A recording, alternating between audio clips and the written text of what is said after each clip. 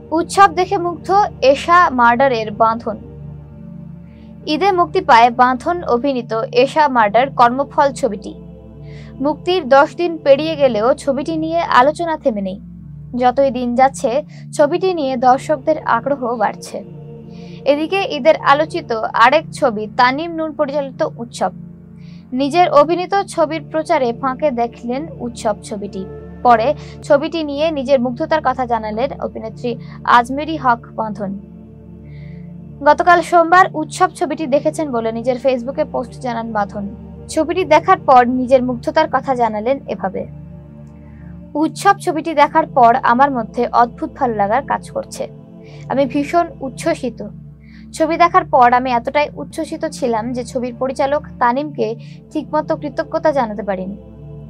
উৎসব আলাদা ধরনের একটা ছবি, যা সাধারণত বাংলাদেশে দেখা যায় না বললেও মন্তব্য করেছেন বাঁধন।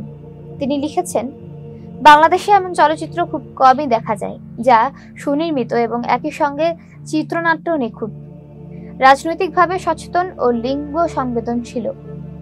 ছবিটি দেখার পর সত্যি আমি একেবারে বাকরুদ্ধ হয়ে গেছিলাম। আমি সবসময় বিশ্বাস করে এসেছি আমাদের ইন্ডাস্ট্রিতেও আরো প্রগতিশীল নির্মাতা দরকার। তার থেকেও বেশি দরকার এমন প্রযোজক যাদের মধ্যে সুনির্দিষ্ট দৃষ্টিভঙ্গি ও সাহস থাকবে, যারা চলচ্চিত্রের মাধ্যমে সমাজে ইতিবাচক পরিবর্তন আনতে চান। এতক্ষণ বার্তা বৈঠকের সাথে থাকার জন্য ধন্যবাদ।